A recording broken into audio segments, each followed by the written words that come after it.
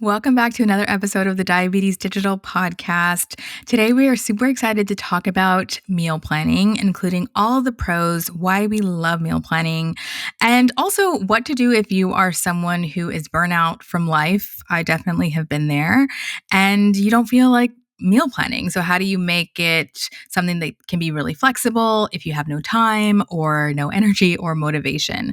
We're also going to give you some meal ideas, very quick and easy ideas that can fit into your meal plan. And this conversation is going to be tailored for people with diabetes, but it really can apply to everybody. So even if you don't have diabetes or prediabetes, still tune in because I'm sure there'll be some tips that'll be great for you. Our guest today is also going to share some of his favorite resources for meal planning, including websites, books, and recipes, and also how to meal plan for diabetes during special occasions or holidays. Welcome to the Diabetes Digital Podcast. I'm Wendy. And I'm Jess, and we're best friends, registered dietitians, and diabetes educators. Through our telehealth platform, diabetesdigital.co, we offer accessible and personalized virtual nutrition counseling for people with diabetes and prediabetes. Visit diabetesdigital.co, that's C-O, to book your first appointment. We accept insurance and offer affordable self-pay options. Now, let's get into today's episode.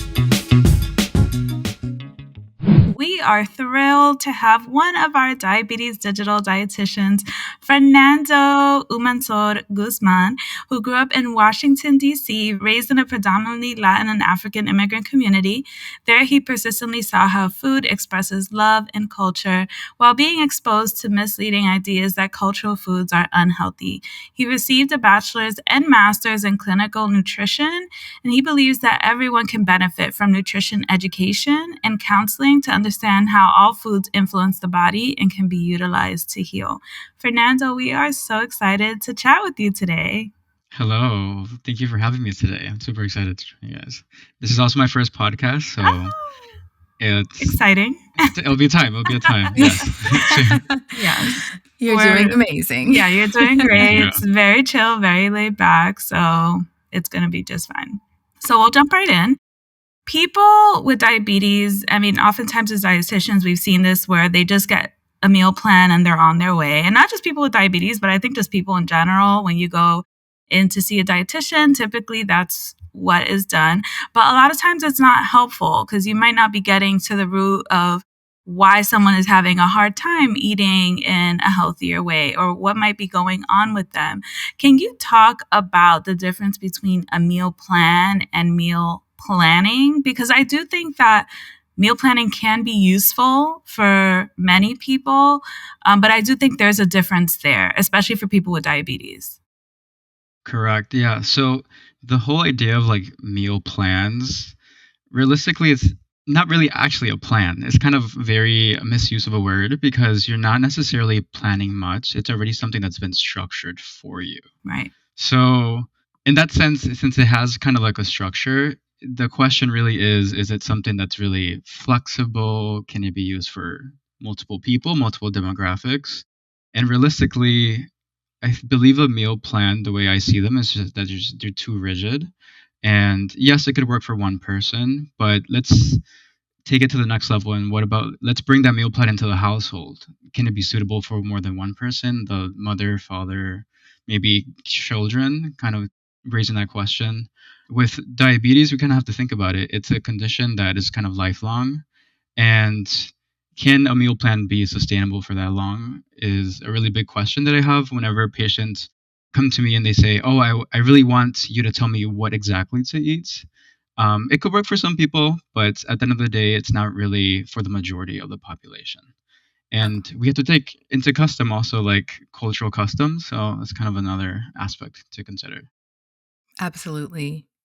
So for people like us who are listening and meal planning is triggering for them, right? Because they think of it as this like rigid meal plan, which we're saying it's not. And it can mean so many different things to so many different people, right? So looking at this from an intuitive eating framework, which we practice, how can people meal plan in a way that doesn't feel triggering and is very flexible? Like, what do you typically tell your clients? Yeah, kind of thinking of meal planning to like differentiate from a meal plan. Kind of think of meal planning to be more prepared for different types of scenarios. And with preparedness, we have to think about what are maybe your favorite foods that you like to eat. So kind of just having that always in the back of your head and considering that some of these meals can be flexible.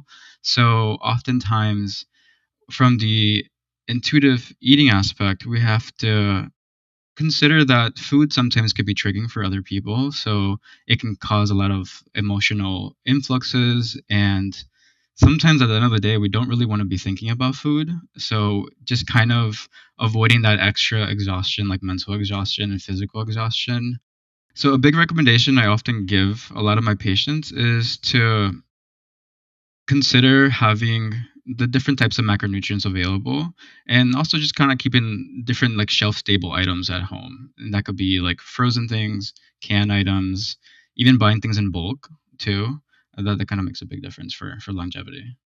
For someone who's listening who is like, what are the macronutrients? Like, Hmm. what exactly are those? And maybe even a few examples of ways that they can kind of keep them on hand at home. Yeah, so from the macronutrient perspective, I like to train a lot of my patients to think about the benefits that different foods have. So, for example, considering for diabetes, a big aspect is we want to be mindful of sugar. And a misconception is about like sugar and carbohydrates. So, kind of having that understanding of the differences. So, for example, like for carbohydrates, that could be things like rice, pasta, bread. But we also have to think about different types of vegetables, the corn, potatoes, and peas, yams, for example, just kind of taking that to another level. And then protein is another big aspect that we have to consider for diabetes. So, thinking of a big way to kind of clarify protein is kind of think of flesh. So, things that have muscle, that's definitely like a protein source. So a lot of the times, patients I see that they're a little bit confused just based on the information in the media about what different foods belong, what category they belong into. So kind of clarifying that information. But protein doesn't have to be just animal sources. It could be plant-based sources. So thinking about like your beans, it could be soy items as well, nuts and seeds, like your almonds, your peanuts, and things like that. And then fats is another big aspect. So thinking about things that are like oil, for example, having like different dairy sources, avocados as well. So kind of taking that into consideration. Okay, so it sounds like for someone who has diabetes, it's really important to incorporate the Hmm. different food groups together so that they have good balance. So making sure that when you do eat your carbohydrates, you're pairing that with protein, with healthy fats, also with fiber, like your vegetables, your Hmm. non-starchy vegetables. I think that the concept can sound a little overwhelming for someone who maybe isn't used to meal planning. So, can you talk to Hmm. us about what are some easy ways that someone with diabetes can put together meals that have all these different components together and they might not have Hmm. a lot of time? Yeah. So taking into consideration of either like when you go to the grocery store, making like a list of items, having that list available, either like digitally, it could be on your phone. Some people are more like handwritten. And this could also be like a list that you develop over the week. It doesn't have to be all in one sitting, kind of taking into consideration the foods that you eat very frequently, maybe foods you want to incorporate more often as well. So, just some general considerations I like to think about is just having things in bulk. So, keeping in mind that you want to have things that are shelf stable, that could be either canned, frozen, and I like to prioritize these specifically for maybe like vegetables or our fiber components that would be really, really helpful for controlling your blood sugars. And oftentimes I find that these are maybe ingredients that we might struggle a little bit to incorporate. Oftentimes, maybe the vegetable or that fiber component is the last thing we consider when cooking. And sometimes we don't even want to spend that much time cooking. So just having that item available can be really, really useful. And it doesn't have to be just like fiber, also your protein sources. So for example, like having like frozen, if you like frozen fish, having frozen shrimp, for example, like chicken And you can even have, in terms of like canned beans, could be another really good protein source to incorporate. And I find that to help with the whole cooking process, because the chopping, the washing, usually these are items that are already, you can buy them already pre-washed. And then if it's canned, you can kind of just rinse it, reduce the sodium content, and then you just flavor it yourself.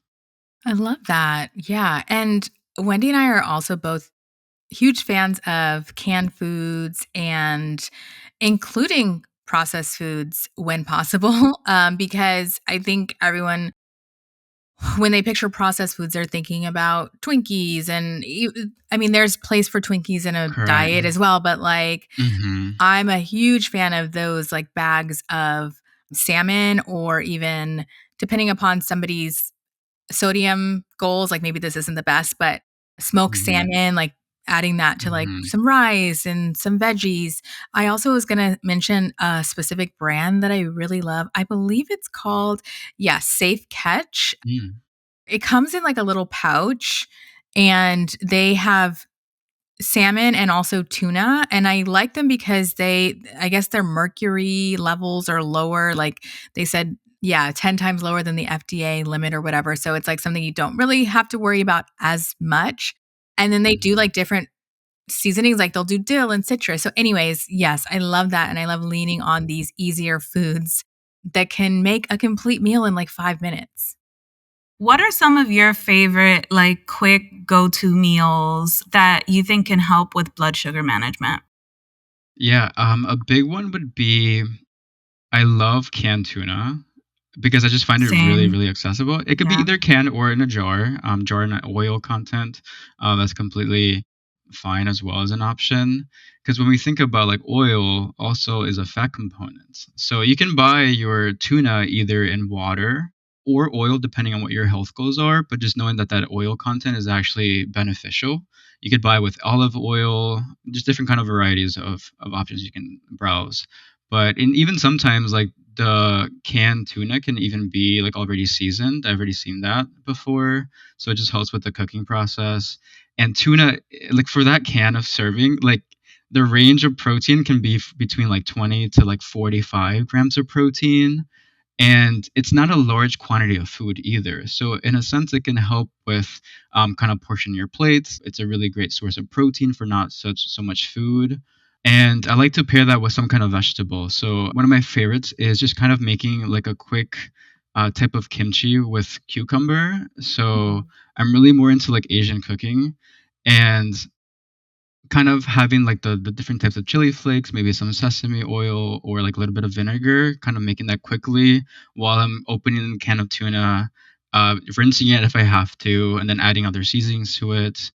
And I like to pair that with just maybe a serving of rice on the side, and I just find that as a quick, easy meal to prepare. Mm.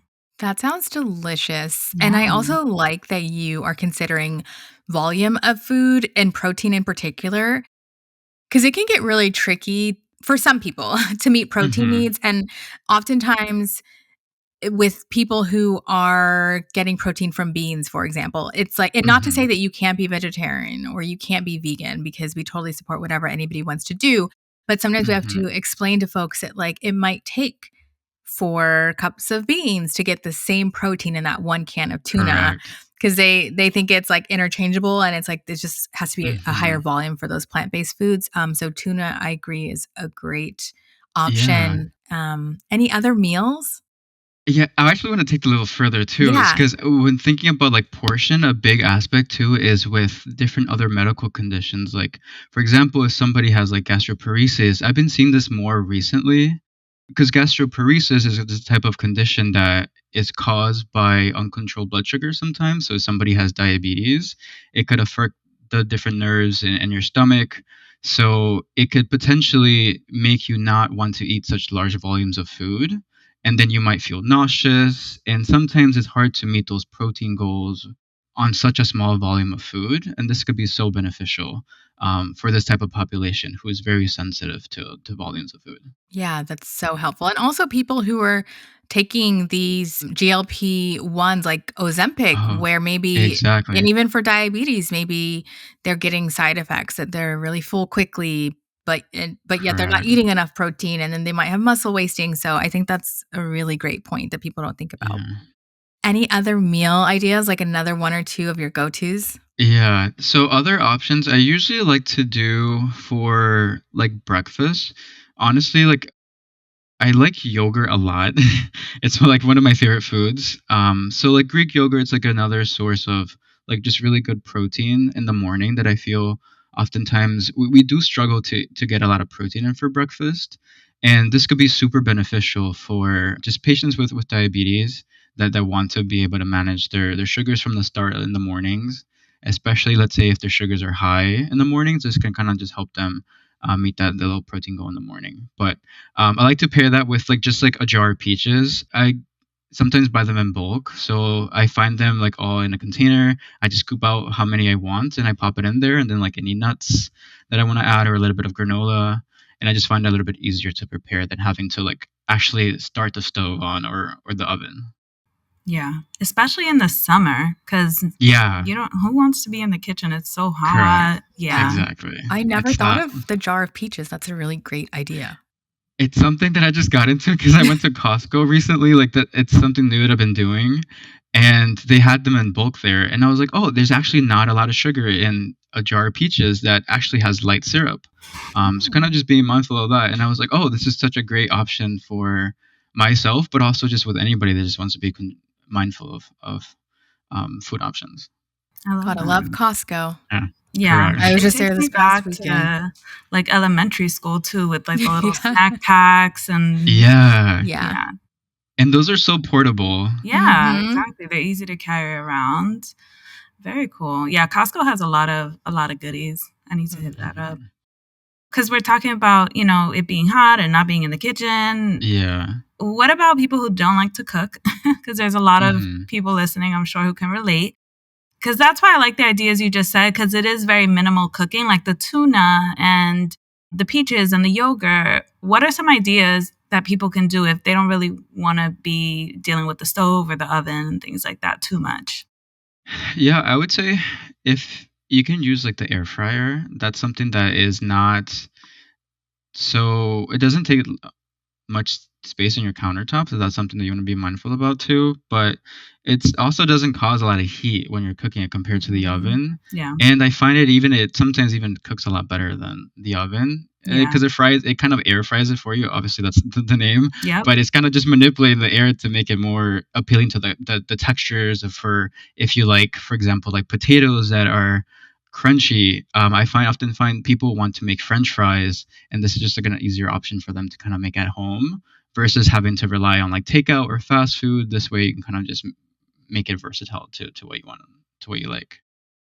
So I would say the air fryer is a big one. If you're a user of the microwave, I don't think is a bad option. This is really also just useful for somebody.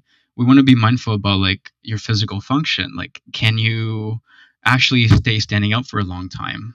Not a lot of people can. So this might be a resource that they might be find more beneficial and kind of ensuring them that it's okay to use a microwave. So, for example, like you can buy Oh, the other day I bought like lentils that are in a little pouch, and then you just warm Hmm. it up in the microwave. I love Really good source those. of protein, Yeah. fiber. You got your carbohydrates, and Mhm. then you just kind of find a protein and pair that together. So it's kind Yeah. of kind of nice. Yeah, Trader Joe's has a lot of those, like the pouches and just like the Hmm. frozen meals that you can just pop on, like in the microwave and it'll be ready really quickly. And with the air fryer, there's one that I have for my apartment because I don't have a lot of Hmm. counter space. I think Instapot makes it and it's like a mini and Hmm. it's super cute and it's tiny. It takes up no space and it's so efficient. It's like good, I would say, for two people. Yeah, like 10 minutes and you Hmm. have like it makes anything crispy. Yeah, I love it. It has all of the functions of an air fryer, like the oven function Yeah. and all the other things. And it's been like godsend, especially in my apartment where I'm like, oh, I don't want to be too much in the kitchen. And I don't have a lot of Hmm. space. It's Instapot, you said? Air Yeah, it's fryer? Instapot. It's in Hmm. our Amazon order history. Oh, okay. Maybe I have that one. I probably have that one. Yeah, it's like the 'Cause mini. I think I got it from ours. What are your thoughts on recipes and Mm. this idea of meal planning, meaning that you have to follow these recipes and you have to make like 5 of them on Sunday and spend hours. Like, any thoughts on that? Yeah, so from the aspect of a recipe, just the way to describe it is think of it as a guide to help you cook a meal.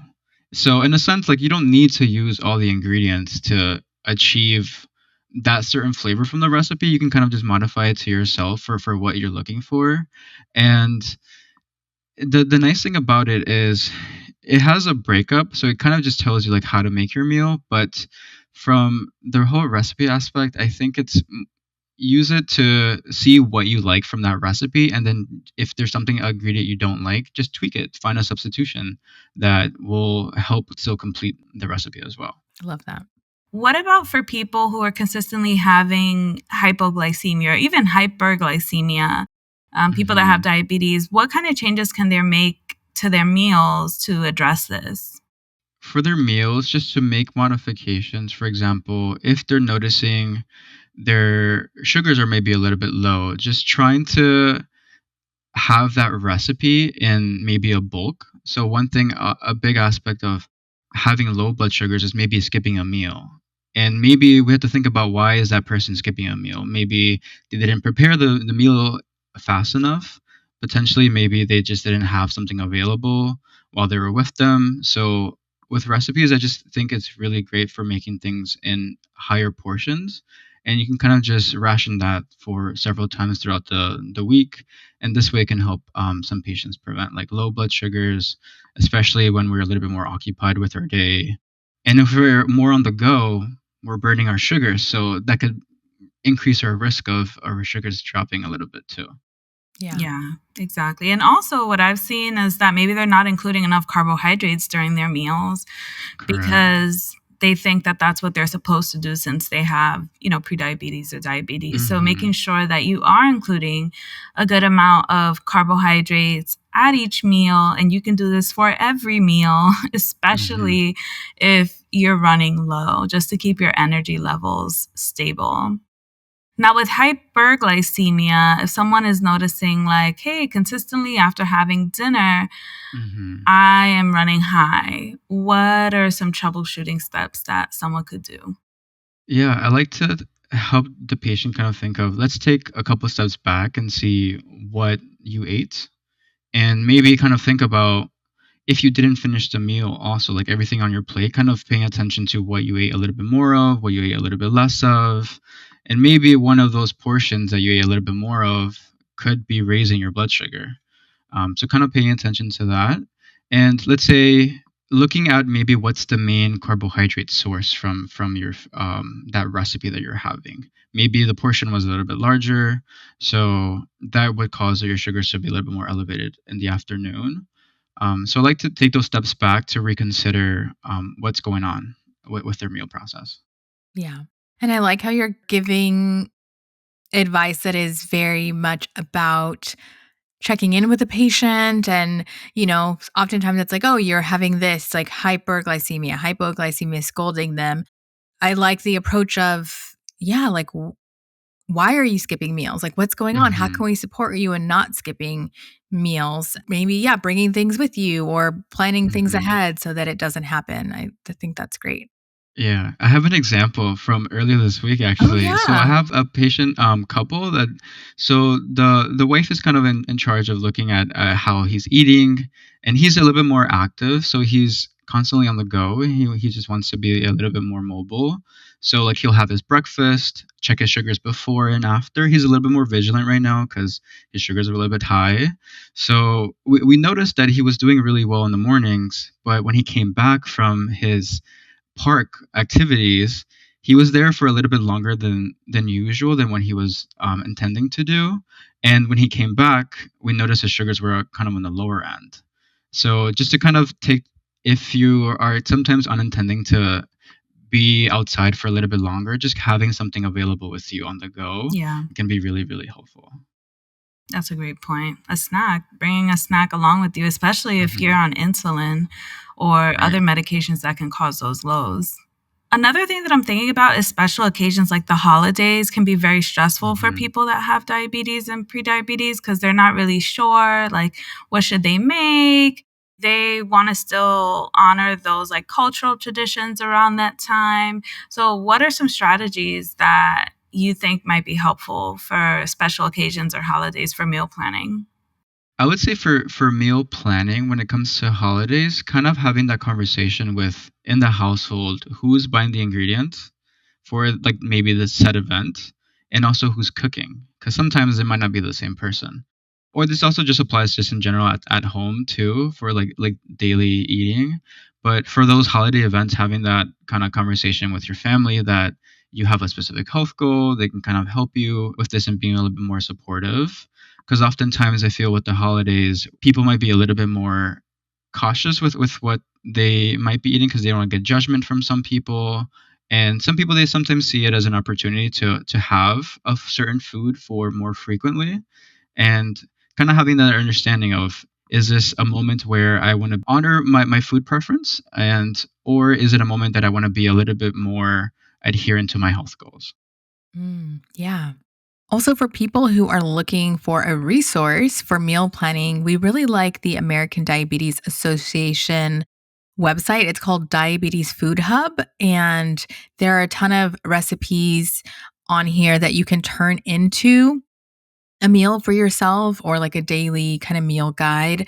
I will say some of them are a little bit on the lower side in carbohydrates, maybe even lower than what we would recommend. So just keep that in mind that we definitely need a baseline number of carbs per meal. And it really depends on the person. So we don't want to give a number per se, but I would say most people tend to feel their best and not have intense carbohydrate cravings when they're having at least like 30 to 45 grams of carbs per meal.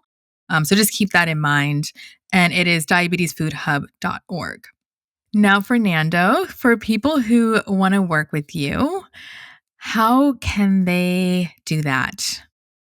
All right, so if you would like to work with me, you can go to our website at diabetesdigital.co and you'll be able to find our intake form there. And then you can kind of just go through the options and it'll guide you what's your health goals, what concerns you have, and then the type of insurance.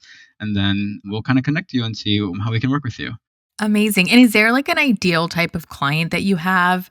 Because I know that you do focus on diabetes and also gestational diabetes. Mhm. So who is your target person? I would just say anybody that is curious to learn about how they can just improve their daily routine because I really like to see more nutrition as a way to fuse your food choices with your daily routine. So in my sessions I love to talk about like what you do from when you wake up until you go to sleep because at the end of the day that's really going to affect about where you are, that affects your food choices. What do you have access to? What do you do not have access to? And just kind of going through the groove of what your daily activities are, it gives me a better judgment of how we can work together to help you feel more comfortable with making your meals and enjoying your meals at the same time. Because it's very frequent to see patients be, oh, like, I'm not going to enjoy my favorite foods anymore because my doctor told me I can't eat any carbs, but I just tell them carbs are your preferred energy source, and that's what you need to survive and just maintain that momentum throughout the day. Period. Amazing. Love Great. that. Thank you so much, Fernando. This was great. We will link everything in the show notes for how you can sign up to work with Fernando and also some of the resources that we mentioned. And we'll catch you next week. Thanks for tuning in. Bye. Bye, everybody. Thank you. Thanks for joining us for today's episode. If you're interested in nutrition counseling with one of our expert dietitians to help improve your prediabetes or diabetes, visit us at diabetesdigital.co. Also, if you found our conversation helpful, do us a favor and rate and review this podcast on iTunes, plus share with someone who might find this helpful. You can also connect with us on Instagram at diabetesdigital.co. And tune in every Wednesday for practical, inclusive, and culturally humble diabetes insights. We'll catch you later. Bye.